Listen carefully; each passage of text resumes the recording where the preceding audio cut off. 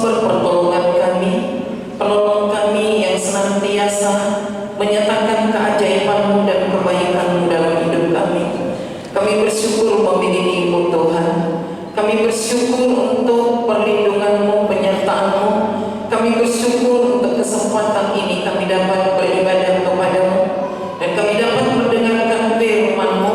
Tolong kami, ajari kami supaya kami dapat mengerti firman Tuhan dan kami hidup di dalamnya menjadi pelaku firman Tuhan.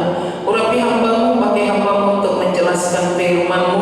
Urapi kami semuanya agar kami sungguh-sungguh dikenyangkan oleh firman Tuhan. Dalam nama Tuhan Yesus kami sambut firman-Mu. Haleluya. Amin. Silakan duduk saudara.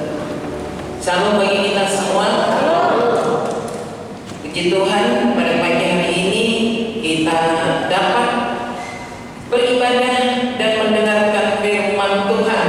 Tema kita pada hari ini, Tuhan mengatur kita atau kita diatur oleh Tuhan. Kita buka Alkitab kita dari 1 Korintus pasal 6. 1 Korintus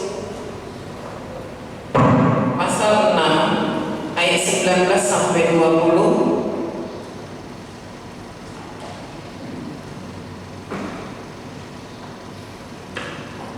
1 Korintus pasal 6 ayat 19 sampai 20 kita baca bersama-sama.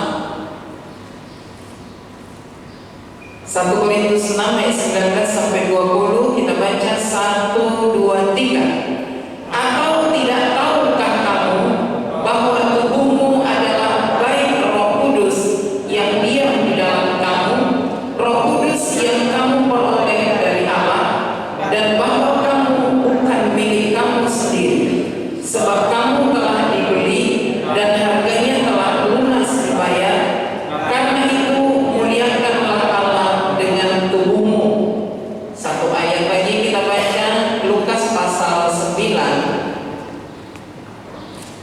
Lukas pasal 9 ayat 23. Lukas pasal 9 ayat 23. Kita baca bersama-sama. Lukas pasal 9 ayat 23. 1, 2, 3. Katanya kepada mereka semua, setiap orang yang mau mengikut aku, ia harus menyangkal dirinya, memikul salibnya setiap hari dan mengikut aku. Demikian firman Tuhan. Saudaraku yang dikasihi Tuhan Yesus Kristus, tadi sudah saya katakan tema kita pada hari ini, kita diatur oleh Tuhan. Apakah saudara pernah menggadaikan sesuatu ke pajak gadai?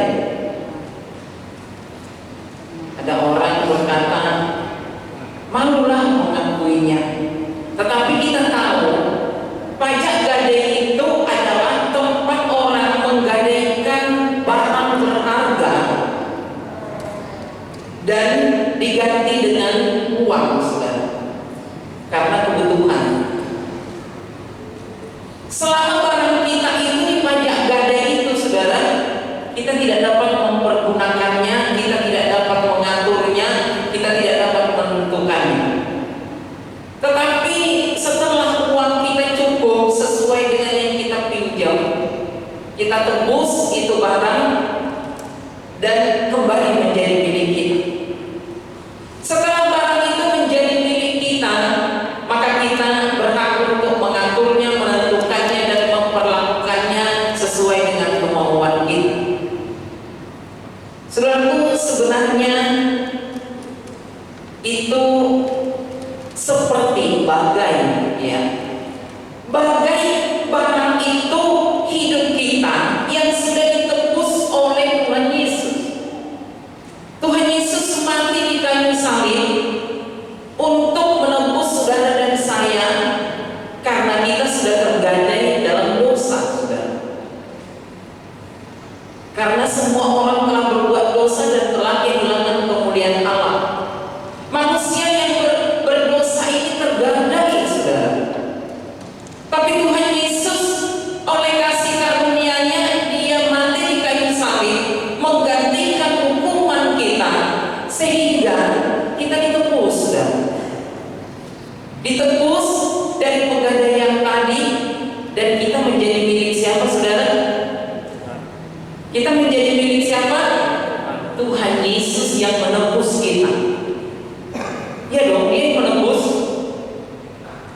Sesuai dengan firman Tuhan ini dikatakan, dan bahwa kamu bukan milik kamu sendiri, sebab kamu telah dibeli dan harganya telah lunas dibayar.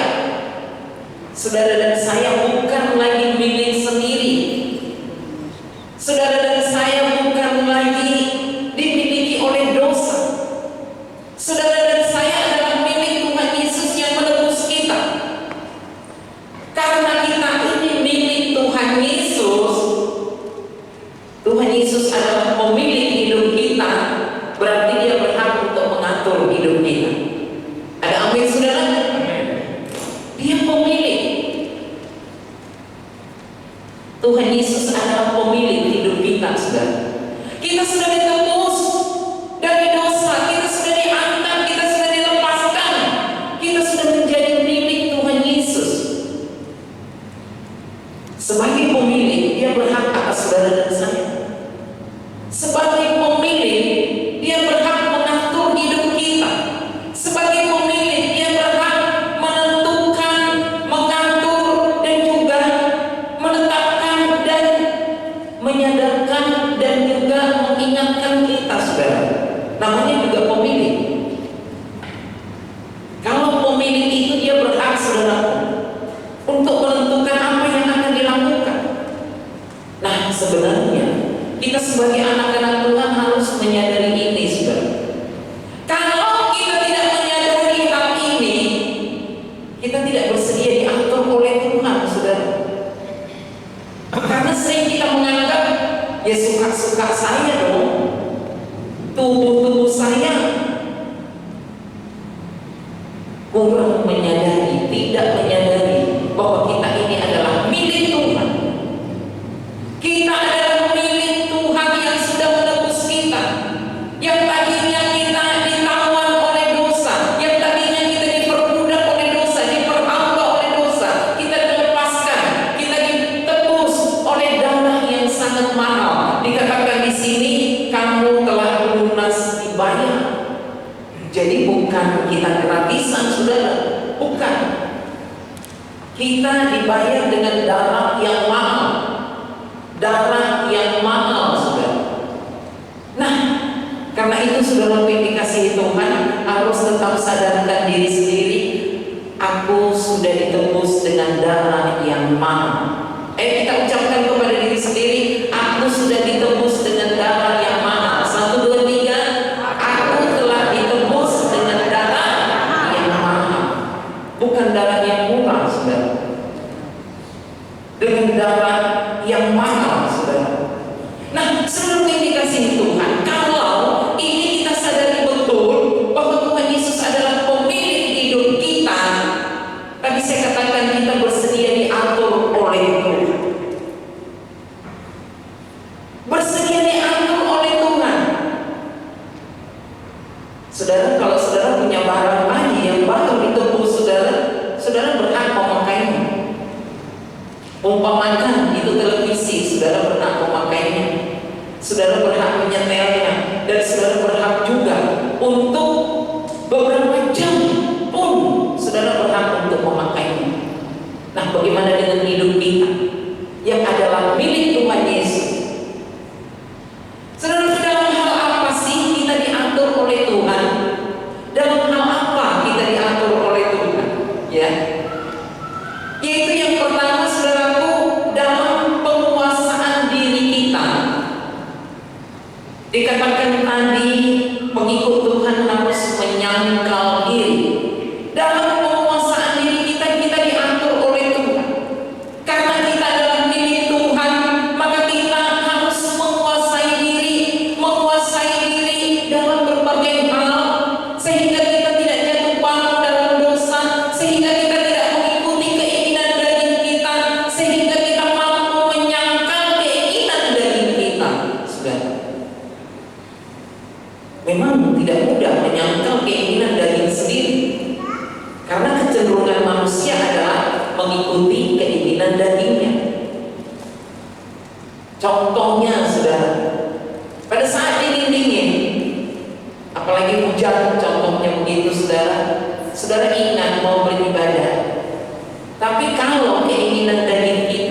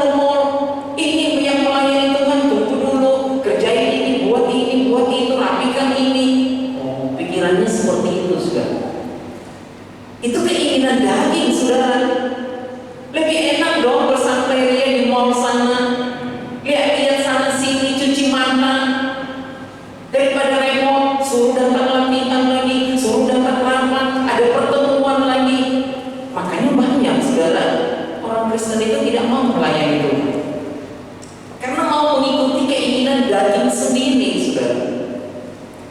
Nah, saudara yang dikasihi Tuhan, contoh yang berikutnya keinginan daging ini, saudara. Seseorang yang punya gaji, saudaraku, pada saat dikatakan firman Tuhan, kembalikan 1/10 kepada Tuhan yang adalah milik Tuhan. Keinginan daging bicara, saudara. Kamu udah capek loh 1 bulan, banyak keringat untuk mencari uang itu. Giliran kamu gajian, mau diserahin 10%. Enak banget itu gereja. Itu keinginan daging, saudara. Keinginan daging. Keinginan daging itu memang bertentangan dengan keinginan Roh Kudus, saudara. Dalam penguasaan ini, saudaraku, kita diatur oleh Tuhan. Kalahkanlah keinginan dagingmu, turutilah keinginan Roh Kudus.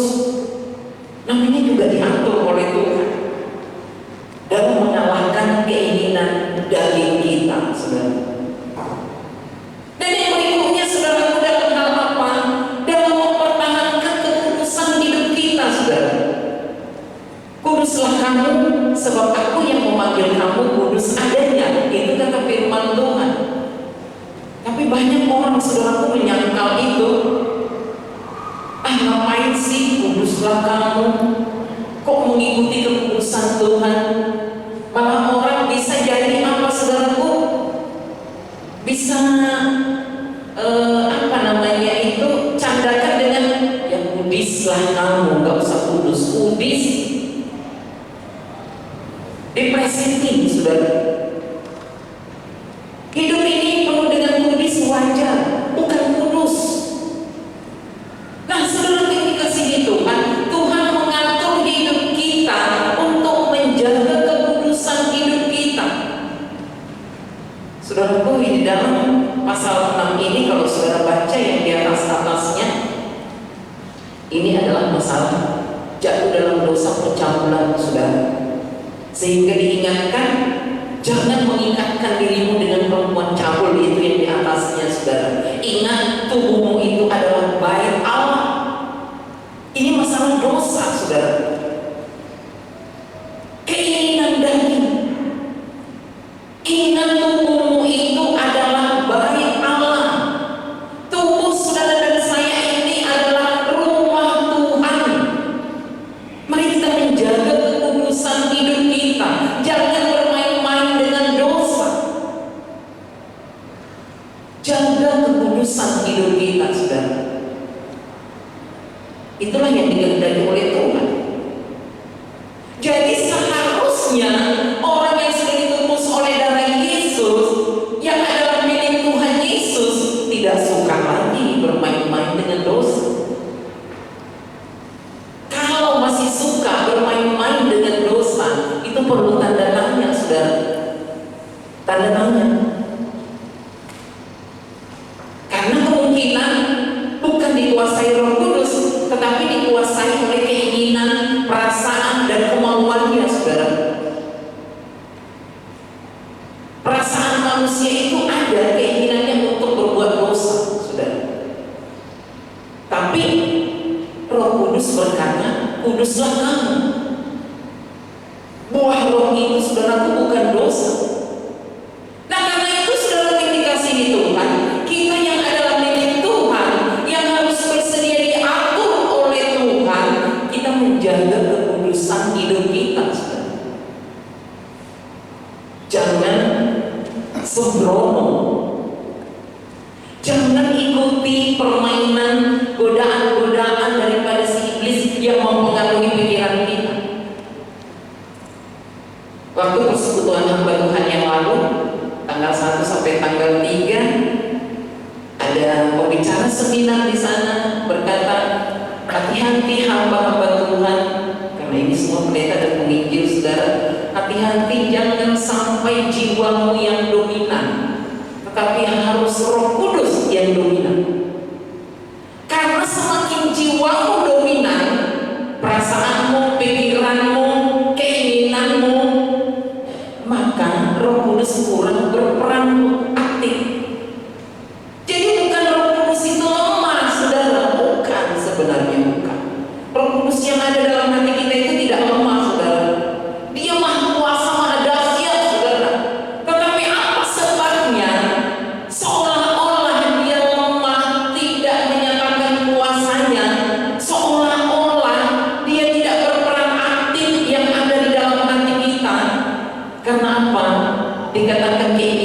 jiwa kita bisa lebih dominan. Hati-hati perasaan, pikiran.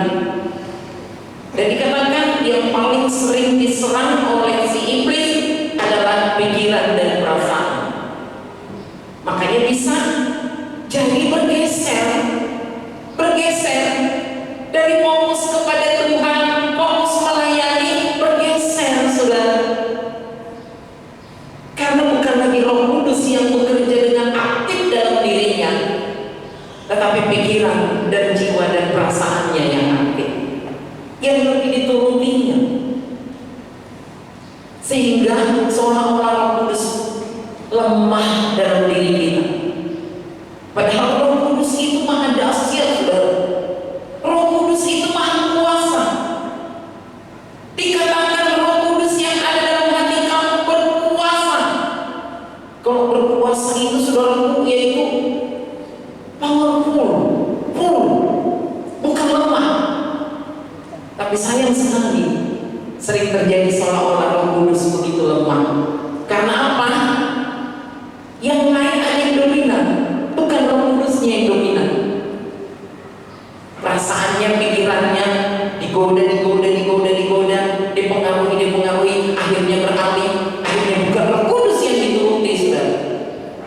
Keinginan hatinya yang dituruti, yaitu dalam hal menguasai diri, menjaga kekudusan hidup kita.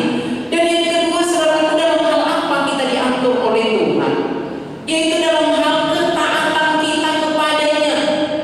Saudara, pilih kasih Tuhan, jadilah anak Tuhan yang sudah ditebus, yang orang yang taat kepada Tuhan, saudara. Ketaatan kita kepada Tuhan, mengutamakan Tuhan di atas segala-galanya. Ketaatan kita prioritas. Ketaatan itu, saudaraku, perlu diperjuangkan. Karena kalau enggak, kita ini ya lihat sikon lah, lihat situasi lah, gimana nanti lah. Ketaatan kita dalam hal apa, saudara? Ketaatan kita dalam beribadah, ketaatan kita dalam merenungkan firman-Nya, ketaatan kita dalam berdoa sapaan, ketaatan kita dalam melayani Tuhan, ketaatan kita dalam melakukan firman Tuhan. Itu perlu kita perjuangkan dan kita tumuli, saudara. Tuhan Yesus, Engkau sudah menembus aku dan aku ini adalah milikmu. Berikan aku kekuatan dan kemenangan untuk taat selalu kepadamu. Nah, itu harus kita mohonkan kepada Tuhan, supaya jangan malah kita mengikuti keinginan dari kita, bukan mengikuti kehendak Tuhan, saudara. Hati-hati. Doakan Tuhan, andaikan pun terjadi hujan, aku tetap prioritaskan beribadah. Saya bisa pakai jas hujan, Tuhan. Bisa kan pakai jas hujan? Namanya musim hujan, yang belilah jas hujan. Kan begitu, saudara. Beli jas hujan supaya tidak ada alasan tidak beribadah karena hujan. Ini kan musim hujan, saudara. Yang musim hujan, manfaatkan jas hujan. Kalau takut nanti ada yang menepes ke dalam tubuhnya, ya bajunya diikat dengan plastik dulu. Yang pakai kemeja, yang pakai jas, yang pakai jaket, yang mungkin diikat dulu dengan rapi sampai di gereja baru dipasang kembali. Kan begitu, saudara. Jadi jangan ketaatan kita jadi runtuh hanya gara-gara hujan, saudara. Ingat, saudara dan saya adalah milik Tuhan, diatur oleh Tuhan dan ditentukan oleh Tuhan dalam ketaatan kita, saudara. Dan yang berikutnya, saudaraku, kita ini karena adalah milik Tuhan, mari kita melakukan hal yang menyenangkan hati Tuhan. Orang yang senantiasa berjuang dan berusaha menyenangkan hati Tuhan, maka Tuhan juga akan buka tingkap-tingkap berkatnya atasnya. Karena, saudaraku, namanya juga udah Tuhan senang. Kita aja sebagai orang tua, kalau anak-anak kita mengambil hati kita dengan menyenangkan kita, dia turutin apa kemauan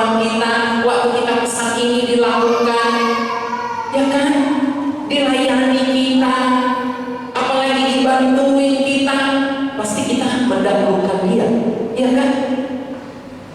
Belum dia minta uang jajan, kita udah kasih. Belum dia minta untuk beli baju, kita udah kasih duluan. Karena apa? Anak kita berusaha menyenangkan hati kita.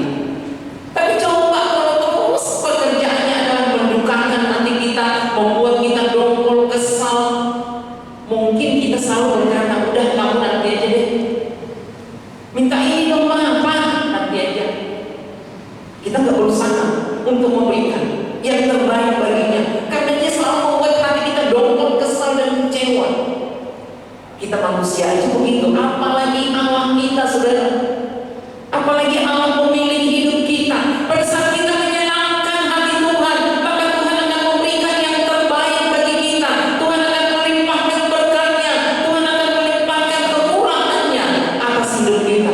Karena itu saudara, lakukan hal yang menyenangkan hati Tuhan. Apa sih yang menyenangkan hati Tuhan? Menyenangkan hati Tuhan dengan perkataan kita yang manis dan sedap didengar. Menyenangkan hati Tuhan dengan puji-pujian kita. Menyenangkan hati Tuhan yaitu tadi dengan perbuatan-perbuatan yang menyenangkan hati Tuhan, yang berkenan di hadapan Tuhan, yang sesuai dengan kehendak Tuhan, yang menjauhi dosa tadi, yang menjauhi hal yang mengikuti kemauan dari kita sendiri. Senangkanlah hati Tuhan. Kalau kita disuruh membaca satu pasal ayat, kenapa kita nggak baca 3 pasal, saudara? Menyenangkan hati Tuhan. Ini satu ayat aja nggak dibaca, sibuk dan repot, saudara. Hati-hati. Apakah saudara menyenangkan hati Tuhan? Mari kita cek diri kita. Sudahkah saya menyenangkan hati Tuhan? Apa yang saya lakukan untuk menyenangkan hati Tuhan? Membuat dia senang memiliki anak seperti saya. Apa yang saya perbuat yang mendukakan hati Tuhan atau menyenangkan hati Tuhan? Kita cek diri kita masing-masing, saudara. Itulah yang dikehendaki oleh Tuhan. Kalau kita evaluasi diri kita, pasti kita bisa. Oh, ini ternyata tidak menyenangkan hati Tuhan. Ini mengikuti keinginan daging saya. Ini tidak mempermuliakan nama Tuhan. Saya tidak berdoa syafaat. Saya tidak merenungkan firman-Nya. Saya tidak taat beribadah. Cek diri kita masing-masing. Menyenangkan hati Tuhan dengan perkataan kita, perbuatan kita, ketaatan kita, melakukan firman-Nya, hidup dalam firman-Nya. Kalau bisa melebihi, saudara, dari apa yang kita dengarkan. Kita dengarkan ayo bersaat teduh pada pagi hari. Kenapa kita nggak lakukan 2 kali? Pagi 1, sebelum tidur 1. Kan begitu, saudara. Karena kita berusaha untuk menyenangkan hati Tuhan. Seperti kita menyenangkan orang tua tadi, belum disuruh udah kita kerjakan, saudara. Belum disuruh. Ayo sapu rumah belum, tapi kita udah nyapu duluan. Ayo cuci mobil belum disuruh cuci mobil, kita udah cuci mobil, saudara. Menyenangkan namanya. Kalau bisa melebihi daripada yang kita tahu. Apa yang bisa kita lakukan menyenangkan hati Tuhan? Mari kita lakukan, saudara. Dan yakinlah berkat Tuhan pasti berlimpah atas hidup kita, saudara. Yakinlah Tuhan akan mendahulukan kita, karena kita selalu mendahulukan Tuhan di atas segala-galanya, saudara. Kita selalu mendahulukan Tuhan. Tuhan yang terutama dalam hidup kita, Tuhan yang terpenting dalam hidup kita. Dialah segalanya bagi kita. Kita memuji Tuhan, menyenangkan hati Tuhan, mempermuliakan nama Tuhan, membaca, merenungkan firman-Nya. Mari kita evaluasi diri kita. Apakah selama ini kita selalu menyenangkan hati Tuhan atau tidak? Kalau belum, ayo mari berubah di hadapan Tuhan. Mari berubah. Sadarlah, aku adalah milik Tuhan. Aku adalah milik Tuhan. Kita sadarkan diri kita, aku adalah milik Tuhan. Karena itu aku harus menyenangkan hati Tuhan, mentaati Tuhan, melakukan apa yang disukai oleh Tuhan. Tidak bermain-main dengan dosa, tetapi hidup mempermuliakan nama Tuhan, menjaga kekudusan hidup kita. Biar kita sebagai umat Tuhan senantiasa bersedia diatur oleh Tuhan dalam segala hal. Amin. Kita berdoa.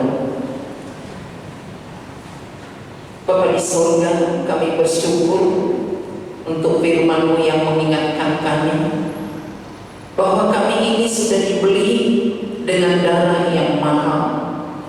Kami sudah ditebus dengan darah yang mahal, dan bahwa diri kami ini bukan milik kami lagi, tetapi milik Tuhan Yesus yang menebus kami. Karena itu, jadikan kami anak-anak-Mu yang bersedia diatur oleh Tuhan dalam segala hal. Jadikan kami anak-anak-Mu yang terus rendah hati, dibentuk, diatur, diarahkan, diingatkan oleh Tuhan untuk mentaati Tuhan dalam hidup kami, untuk melakukan kehendak Tuhan, untuk menjaga kekudusan hidup kami, untuk menyenangkan hati Tuhan. Mampukan kami Tuhan untuk menyangkal keinginan daging kami, agar kami lebih menuruti keinginan Roh Kudus daripada keinginan daging kami sendiri. Ajari kami, mampukan kami, biarlah Roh Kudus bekerja dengan luar biasa dalam hati kami masing-masing. Bukan pikiran kami yang dominan, bukan perasaan kami yang dominan, tetapi Roh Kudus yang bekerja dengan dahsyat dalam hati kami masing-masing, sehingga hidup kami seturut dengan kehendak Tuhan. Terima kasih untuk firman-Mu, meterai